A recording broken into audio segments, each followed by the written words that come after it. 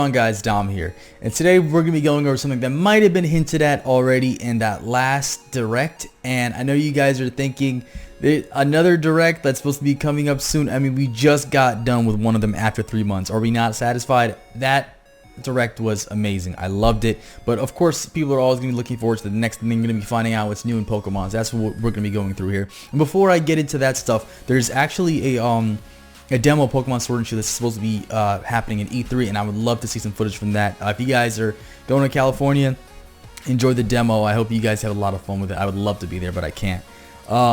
So the first thing I'm going to be showing you guys is the player character that we got, a shot of the player character from February 27th. Of course, he's sporting 227 on the back of his jersey, indicating that is the date that the actual trailer came out for Pokemon Sword and Shield, the first one.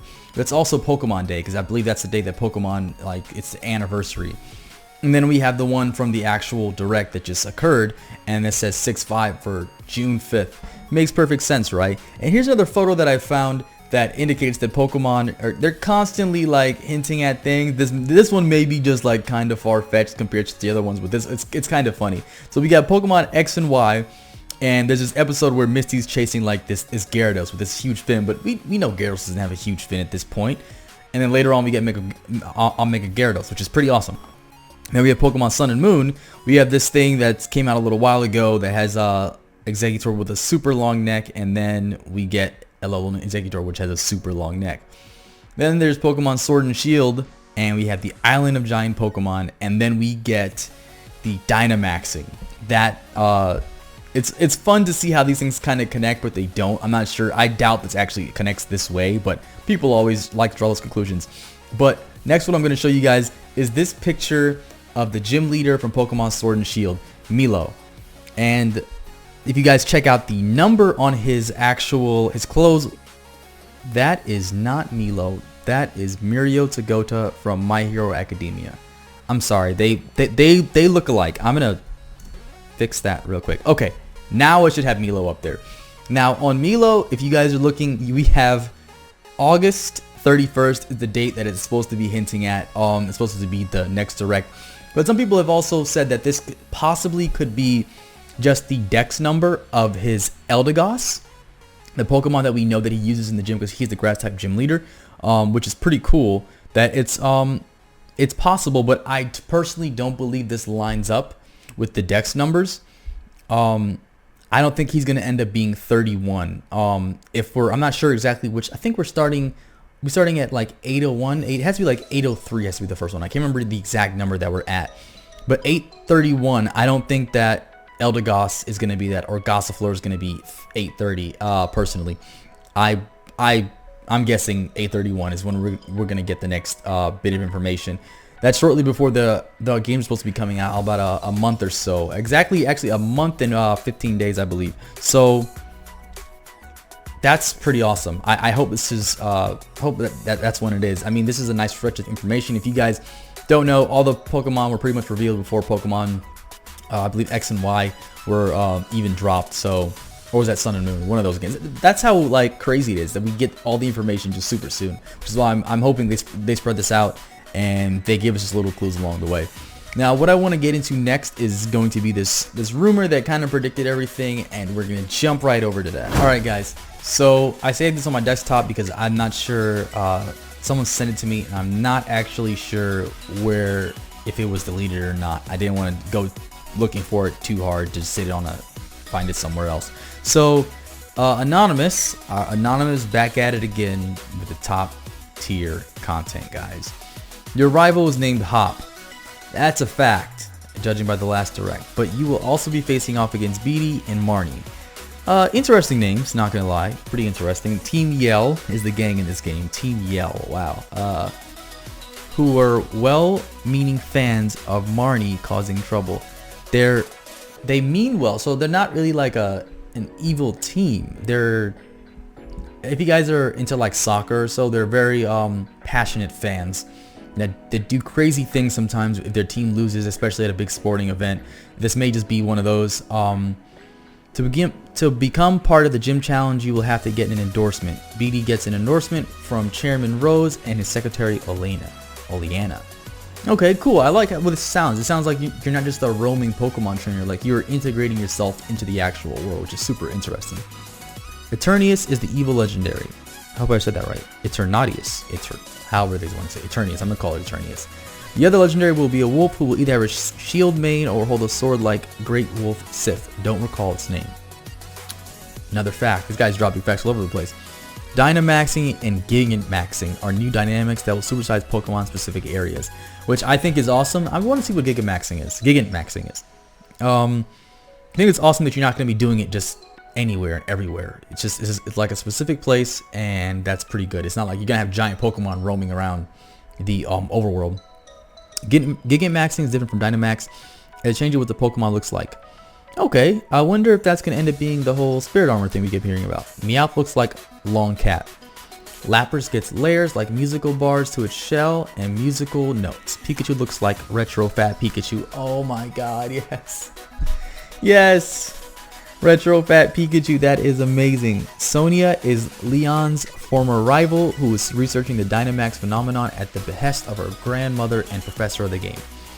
Wow, they're spot on about everything. Some Pokemon, like Farfetch'd, will get regional evolutions, like Surfetch'd. Is that the name we're gonna go with? Really? That's the best we could do? It's alright, whatever. Meowth looks like a ball of spiky gray fur. Okay, cool. Is that Scovit, and Greedrunt. Huh. If I remember correctly, are chipmunk Pokemon who will hide in berry trees and attack randomly. You shake far too many berries. It sounds like if you shake for too many berries. I'm misreading that. Sounds a lot like Crabballer, which is awesome. If they attack, you lose half the berries that dropped. Okay. It's a pretty interesting way of giving us the berries, and other than giving us just a farm like the previous games. The fourth gym is the first fairy type gym led by an actress named Opal. Milo, Nessa, and Kaboo are the first ones. They got that right about Milo's name. Wow, these people are pretty spot on. Before fighting the gym leaders, you have to complete the gym challenges. Milo has you herding sheep, Pokemon named Wooloo, but Pamper, electric corgi Pokemon, will startle them and send them rolling elsewhere. At least we got some kind of information on our corgi Pokemon. That is awesome. I can't wait to see what it looks like. Nessa has you running through a maze where water blocks the way. Okay, oh my god, a water temple. Perfect. That's exactly what we needed, a water temple. Our first Pokemon on Breath of the Wild, and we get a water temple. Classic, guys. Kaboo requires you to catch Pokemon and get 5 points, but you have to be in a party battle with another trainer who's trying to catch it. Is that forced online, or is that going to be like player control? It can't be forced, because people who don't have internet access won't be able to play this part. It can't be forced. It has to be one or the other. It has to be either it's offline or it has a choice. So we'll see how that works out. While there's a transit system, you will have to go through the wild area at times, an open world biome that has a weather system and little pockets where wild Pokemon Dynamax and have to be beaten in a 4-person raid. Oh, they spelled 4 wrong. Okay. You will randomly see nearby players and interact with them to get their league cards and items. Okay, so we will be able to see them in the overworld. It won't just be near the rifts. That's pretty cool. That's awesome. Pokemon will not walk beside you in the overworld map. I'm actually upset about that, but I gotta let that go. I have my fix in Heart Gold, Soul Silver, so I gotta let that go. I'm good. Scorbunny will have fighting moves, but is pure fighter. Okay, so I think they mistyped. I think that's pure fire. It's okay. I can typos all the time. It becomes Raboot. Me, my naming schemes, but I don't remember the final evolution except that it looks like a fighter. It looks humanoid. Yes. Finally, actually, you know what? I kind of wanted it to be down on all fours. I believe. I think I wanted it to look more like the Nine-Tailed Fox. I'm not gonna lie to you guys. It sounds stupid, but that's just me. So it will become Sizzle. Huh? Is it Sizzle? Sizzile. And then Intillion, a chameleon with a spy theme. Okay, cool. Batman, got it. Grookey will end up as a giant gorilla that beats a wood drum to attack. So we got Donkey Kong. We got Donkey Kong bongos. I can't wait to play with that Pokemon. Use it. There's a lot I'm missing, but I wasn't planning on leaking until now. I'm angry and upset, and while I liked what I saw, I didn't get too far. So this guy has to be like a beta tester or something. He is so far on the inside that it's so dangerous for him to be doing this, because he's saying I didn't get that far. I didn't get too far. Okay. So that means we have some Pokemon to look forward to. If everything he's saying is correct, which most of the stuff he says is already correct. The Farfetch'd regional evolutions, another variant of Meowth, Scovet, I don't know how to pronounce that, and the Greedent are the Chipmunk Pokemon. That's like, what's that? Well, Farfetch'd and Meowth aren't actually new Pokemon. Those two are definitely new, and I can't wait to see what those looks like. Guys, this is astounding that this was days before, maybe a week and a half maybe before the actual trailer. I am absolutely excited for these games, and I hope you are too. That direct was amazing, and I can't wait for the next one, and hopefully it is August. I would love them to spread it out and not give us everything. I think that'll do it. Dom.